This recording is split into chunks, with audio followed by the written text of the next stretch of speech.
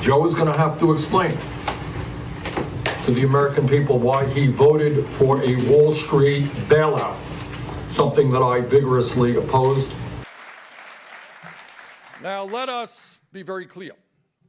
While President Trump and his fellow oligarchs attack us for our support of democratic socialism, they don't really oppose all forms of socialism. They may hate democratic socialism because it benefits working people, but they absolutely love corporate socialism that enriches Trump and other billionaires.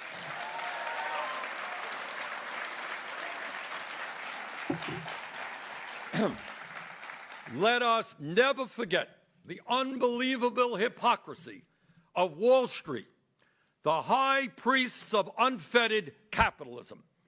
In 2008, after their greed, recklessness, and illegal behavior created the worst financial disaster since the Great Depression, with millions of Americans losing their jobs, losing their homes, losing their life savings, Wall Street's religious adherence to unfettered capitalism suddenly came to an end.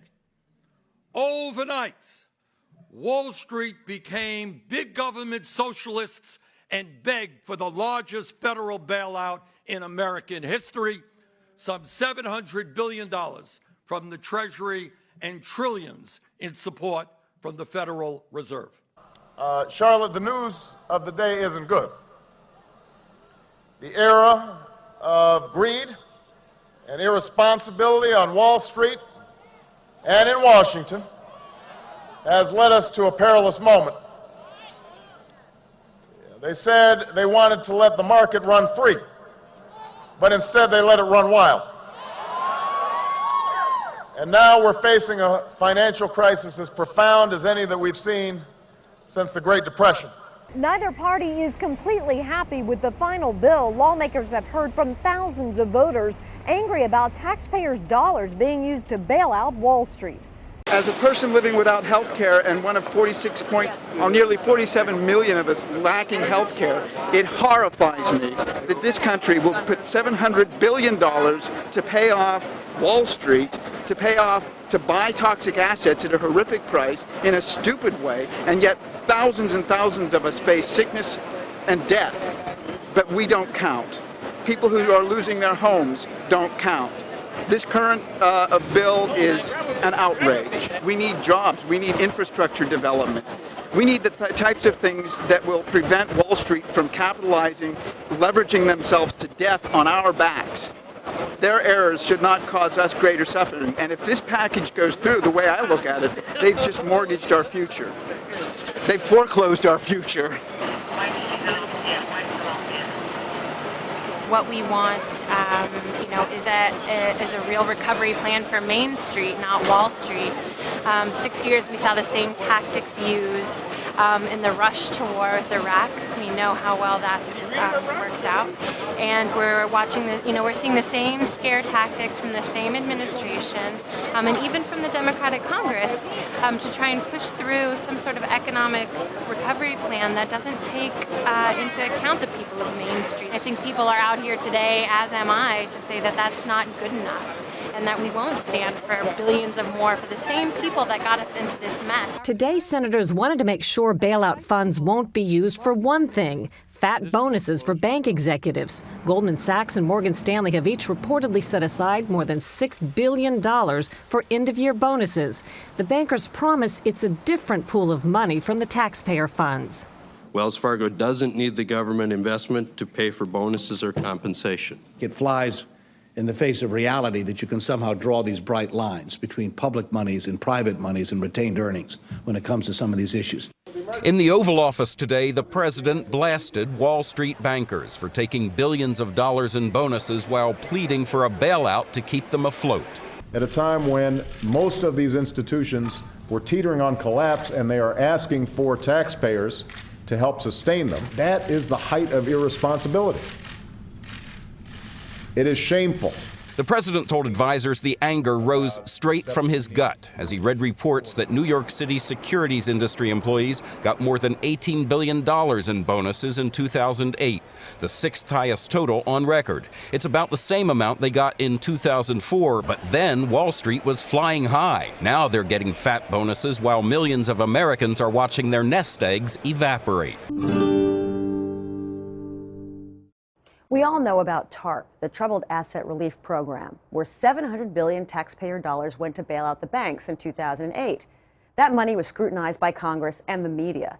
But it turns out that $700 billion is just a small part of a much larger pool of money that has gone into propping up our nation's financial system. And most of that taxpayer money hasn't had much public scrutiny at all.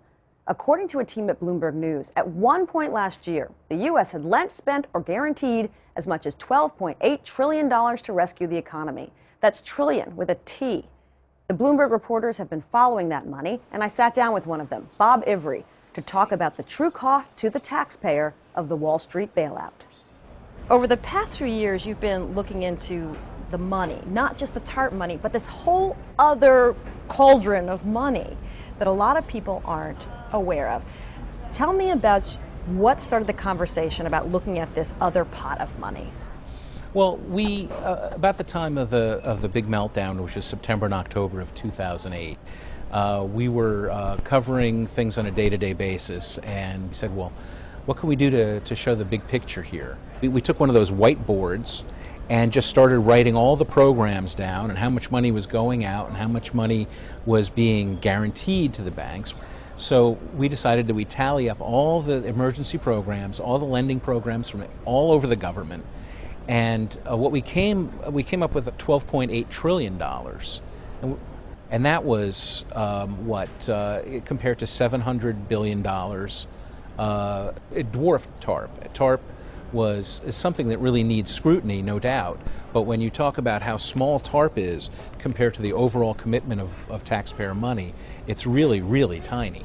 So let me just reiterate, $700 billion for TARP, yes, $12.8 trillion in yes, everything else. Yeah. The left and the mainstream voice have collided a bit in this moment because as activists we often feel like we're very much in the fringe and that we're saying radical things, but actually we're not saying anything radical at all, and this is the kind of, I think that the average American is in a moment of panic and wonder and fear about what's going on. So we took responsibility to make a public statement today for actually the mainstream voice. It's not the radical voice. I think that most people in this country would agree that Wall Street is acting completely irresponsibly to the detriment of our own pockets and our own welfare. But it's not just Wall Street that loves socialism when it works for them. It is the norm across the entire corporate world. The truth is, corporate America receives hundreds of billions of dollars in federal support every single year, while these very same people are trying to cut programs that benefit ordinary Americans. Now let's talk about intelligent cuts. There is a ways to slowly decrease the benefits or raise the eligibility age for Medicare and for Social Security. There's a ways to have more copay on Medicaid, which will do two things. If we need austerity, let it not be austerity on the backs of the most vulnerable people in our country. The elderly, the children, the sick, and the poor. Let's have some austerity for billionaires.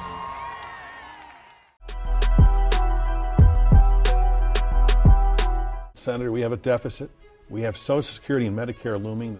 Would you consider looking at those programs, age of eligibility, Absolutely. cost of living, put it all on the table? The answer is absolutely, you have to. I mean, it's one of the things that my, the political advisors say to me is, whoa, don't touch that third. Look, the American people aren't stupid. It's a real simple proposition. Social Security is not the hard one to solve. Medicare, that is the gorilla in the room. And you've got to put all of it on the table. Everything. Everything. You've got to. People all over this country say that is nuts. That's nuts. Anybody in the Congress who believes in cutting these life-important benefits, we're going to give them a political choice they can't refuse. And that is, if they vote to cut Social Security, they may well not be returning to Washington. Thank you all very much. Joe is running a campaign which is obviously heavily supported by the corporate establishment. At last count, he has received funding from at least 60 billionaires. 60 billionaires.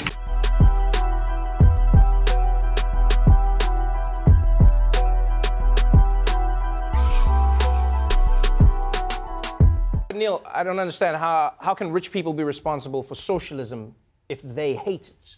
Because they keep rubbing their money in people's faces with their tax dodging and wealth flaunting and financial corruption. When it comes to socialism, I don't blame Uncle Bernie, I blame Aunt Becky. It wasn't enough that she's a TV star and married to a millionaire, she still had to scam her daughter's way into college. You had everything, why cheat? So when people see that admission scandal and then Bernie comes along and says, we should tax the rich and make college free, I get why Americans would think, yeah, college should be free. I agree with White Yoda. If you are a fossil fuel company whose carbon emissions are destroying the planet, you get billions in government subsidies, including special tax breaks, royalty relief, funding for research and development, and numerous tax loopholes. If you are a pharmaceutical company, you make huge profits on patent rights for medicines that were developed with taxpayer-funded research. If you are a monopoly like Amazon, owned by the wealthiest person in America, you get hundreds of millions of dollars in economic incentives from taxpayers to build warehouses, and you end up paying not 1 penny in federal income taxes. If you are the Walton family, the wealthiest family in America, you get massive government subsidies because your low-wage workers are forced to rely on food stamps, Medicaid, and public housing in order to survive, all paid for by taxpayers. If you are the Trump family,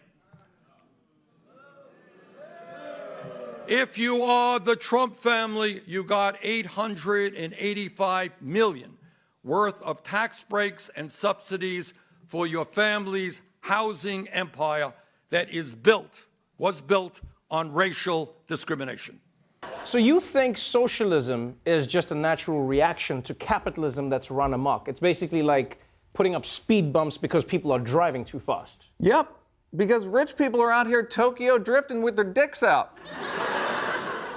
Look at Amazon. They wanted a new home for their corporate headquarters, so Jeff Bezos made cities audition for him like a spoiled king.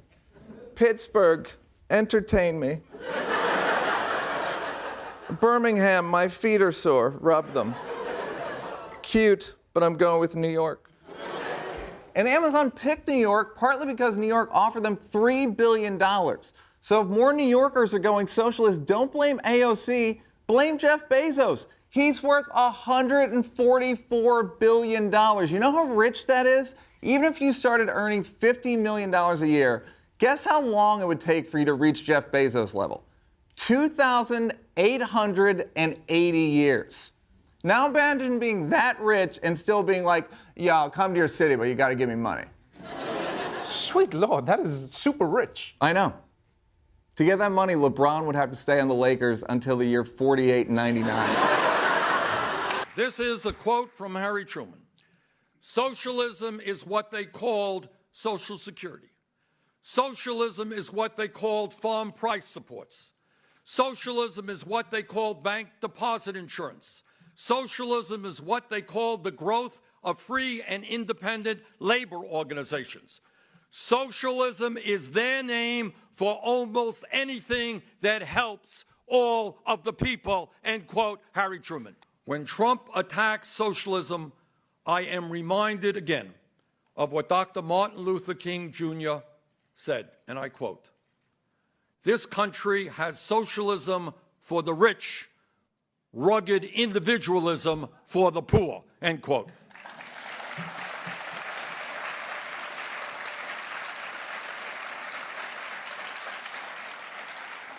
And that is the difference between Donald Trump and me. He believes in corporate socialism for the rich and powerful. I believe in a democratic socialism that works for the working families of this country.